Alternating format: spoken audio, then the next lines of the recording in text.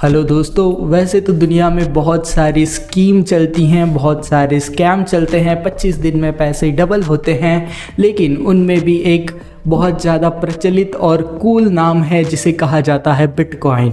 आज हम बिटकॉइन की फ़िलॉसफी के बारे में बात करेंगे और क्यों मैंने बिटकॉइन में अपना पैसा डाला है डूबने के लिए। तो इस चीज़ का पूरा डिटेल में समझने की कोशिश करेंगे। मैं क्या सोचता हूँ बिटकॉइन के बारे में, इस चीज़ के बारे में आपको एक ऑनेस्ट ओपिनियन देने वाला हूँ। भले ही मेरे ओपिनियन की कोई वैल्यू ना हो, लेकिन आप इस वीडियो को पूरा एंड तक देख सकते हो, ठीक है। और अगर नहीं देख सकते, इतना भी पेशेंस नहीं है आप लोगों के अंदर, तो पहली फुर्सत में कर लो। चलो तो लेट्स गेट स्टार्टेड। तो बिटकॉइन की कहानी शुरू होती है 2009 में, ठीक है। 2009 में शुरू होती है। ये वाली बात तो आपको कई सारे यूट्यूबर्स ने ऑलरेडी बता दी है। उन यूट्यूबर्स की एक लिमिटेड रिसर्च से वो लोग काम करते हैं, लेकिन हम थोड़ी एक्स्ट्रा रिसर्च करते हैं, 5 मिनट एक्स्ट्रा लगाते हैं रिसर्च करने के लिए, जो कि वीडियो शुरू करने से पहले 5 मिनट गूगल सर्च कर लेते हैं, ठीक है। तो 1999 में एक बहुत ही कमाल के इकोनॉमिस्ट थे जिन्होंने नोबेल पुरस्कार भी जीता है। उनका नाम था मिल्टन फ्रीडमैन। उन्होंने एक चीज़ बताई थी कि फ्यूचर में एक ऐसी करेंसी आने वाली है जो कि डिसेंट्रलाइज्ड होगी, मतलब ऐसी करेंसी जिसको गवर्नमेंट कंट्रोल ना कर सके, जिसे पब्लिक भी कंट्रोल ना कर सके, जिसे टेक्नोलॉजी सिर्फ कंट्रोल करेगी, ठीक है। तो यार बिटकॉइन एक ऐसी ही टेक्नोलॉजी है जिसे कोई कंट्रोल नहीं करता, ठीक है।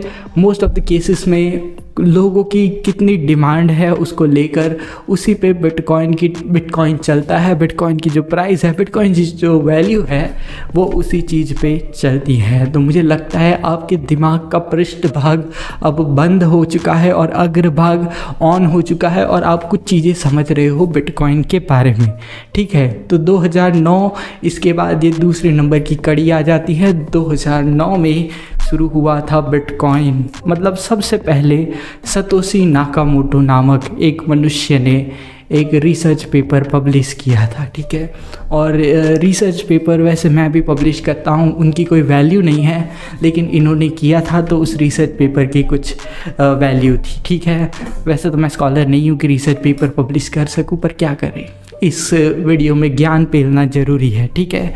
तो सतोशी नाकामोटो 2009 में रिसर्च पेपर पब्लिश करते हैं जिसमें वो एक ऐसी करेंसी का नाम लेते हैं जो बैंकिंग सिस्टम को चैलेंज कर सकती है या एक अल्टरनेटिव प्रोवाइड करती है बैंकिंग सिस्टम, यानी कि पैसे का एक अल्टरनेटिव, एक ऐसी चीज़ जिसको गवर्नमेंट कंट्रोल नहीं करती, लेकिन फिर भी वो पैसा है, उसकी वैल्यू है। तो एक ऐसी चीज़ उन्होंने प्रेजेंट की और ये कॉन्सेप्ट दुनिया के सामने सबसे पहली बार आया था 1999 में। मतलब तभी प्रेडिक्शन था और 2009 में ये एक हकीकत बन चुका है, ठीक है। और ये एक टेक्नोलॉजी पे बेस्ड ऐसा एक कॉइन है जो कि पूरी तरह टेक्नोलॉजी पे चलता है। उस टेक्नोलॉजी को कहा जाता है ब्लॉकचेन टेक्नोलॉजी। और ये ब्लॉकचेन में बैठा रहता है पूरे दिन और इसके अंदर जो भी ट्रांजैक्शन होते हैं, यानी कि पैसे की लेन देन होती है, वो सारा ब्लॉकचेन के अंदर जमा होता है, रिकॉर्ड होता है। अब ये एक ऐसी सिस्टम भी है जिसे हैक करना बहुत ज़्यादा मुश्किल है, ठीक है। वैसे आप अगर आपका पासवर्ड मुझे बता दोगे तो मैं डेफिनेटली हैक कर सकता हूँ आपके कंप्यूटर को, लेकिन बिटकॉइन को हैक करना थोड़ा मुश्किल है। नामुमकिन तो एकदम नहीं है, क्योंकि दुनिया में कोई भी चीज़ इम्पॉसिबल नहीं है, लेकिन फिर भी बिटकॉइन को हैक नहीं किया जा सकता in most of the cases. अब ऐसा कई बार, क्योंकि जो करेंसी होती है, नॉर्मल करेंसी, उसको गवर्नमेंट कंट्रोल करती है, कभी भी वो इलीगल हो सकती है या तो फिर उसकी वैल्यू ऊपर नीचे जा सकती है। गवर्नमेंट चाहे तो आपके पैसे को कर सकती है इलीगल, या तो फिर आपके पैसों की वैल्यू ख़त्म भी कर सकती है। ये सारी चीज़ें होती है गवर्नमेंट पे। डीमोनेटाइजेशन तो आपने देख ही लिया है। तो लेकिन क्रिप्टो करेंसी के साथ ये चीज़ नहीं होती और प्रैक्टिकली कोई भी कंट्री क्रिप्टो करेंसी को टोटली बैन नहीं कर सकती, जो कि एक बहुत बढ़िया बात है क्रिप्टो करेंसी के बारे में। अब दूसरा बहुत ज़्यादा इम्पॉर्टेंट फैक्टर ये है कि दुनिया में कोई भी चीज़ अनलिमिटेड नहीं होती। पैसा अनलिमिटेड है, लेकिन अगर पैसा अनलिमिटेड छापा जाए तो उसकी वैल्यू ख़त्म हो जाएगी, ठीक है। तो वही होता है बिटकॉइन के साथ। बिटकॉइन सिर्फ 21 मिलियन बिटकॉइन ही माइन किए जा सकते हैं, ठीक है। मतलब कि एक मैथमेटिकल एल्गोरिदम होता है कंप्यूटर्स का, ठीक है। उस कंप्यूटर के एल्गोरिदम के थ्रू एक फॉर्मूला को सॉल्व किया जाता है या पज़ल या क्विज़ को सॉल्व करते हैं। उस क्विज़ को सॉल्व करते हैं तो हमें मिलते हैं रिवॉर्ड्स में बिटकॉइन। तो इस तरह से बिटकॉइन की माइनिंग होती है। वैसे कुछ सालों पहले तो आप एक सस्ते से कंप्यूटर से 200-300 बिटकॉइंस बड़े आराम से माइन कर सकते थे, लेकिन आज ये पॉसिबल नहीं है क्योंकि बिटकॉइन की वैल्यू बढ़ती जा रही है और जितना बिटकॉइन ज़्यादा माइन किया जाएगा उतना ही बिटकॉइन को माइन करना ज़्यादा मुश्किल होता जाएगा और उसमें उतनी ही ज़्यादा कंप्यूटिंग पावर और इलेक्ट्रिसिटी की ज़रूरत पड़ेगी, ठीक है। तो इस चीज़ को भी आपको समझना है। दूसरी चीज़, बिटकॉइन की वैल्यू क्यों ज़्यादा है? क्योंकि वो एक लिमिटेड अमाउंट या लिमिटेड क्वांटिटी में अवेलेबल है। गोल्ड भी एक लिमिटेड क्वांटिटी में अवेलेबल है दुनिया में, इसीलिए गोल्ड की वैल्यू भी ज़्यादा है। तो सेम अप्लाइज टू बिटकॉइन। दूसरी चीज़, बिटकॉइन की वैल्यू इस चीज़ पे भी बढ़ती है कि लोग उसे कितना ज़्यादा एक्सेप्ट करते हैं। तो दुनिया में बहुत सारे ऐसे लोग हैं जो बिटकॉइन की फ़िलॉसफी में बिलीव करते हैं कि एक ऐसी करेंसी चाहिए जिसको कोई गवर्नमेंट कंट्रोल ना करती हो, ठीक है। तो बहुत से लोग इस चीज़ में बिलीव करते हैं जिसकी वजह से वो लोग बिटकॉइन खरीदते हैं नॉर्मल पैसों से, जिसकी वजह से बिटकॉइन की जो प्राइस है वो ऊपर जाती रहती है, ठीक है। तो ये सारी चीज़ें होती है बिटकॉइन के अंदर और पर्सनली मुझे लगता है बिटकॉइन एक काफ़ी ज़्यादा अच्छी टेक्नोलॉजी से बनी हुई चीज़ है, ठीक है। और दूसरी चीज़, बिटकॉइन भी एक ऐसी टेक्नोलॉजी है जो कि हर साल अपग्रेड हो रही है, ठीक है। बिटकॉइन में भी शुरुआत में काफ़ी ज़्यादा कमियां थी जो कि मुझ में भी है, जो कि आप में भी है, जो कि हर किसी में है, ठीक है। तो वो भी उन कमियों को भी धीरे धीरे सुधारा जा रहा है। बिटकॉइन के अपग्रेड्स आ रहे हैं, बिटकॉइन के इवेंट्स हो रहे हैं, तो बहुत सारी चीज़ें हैं।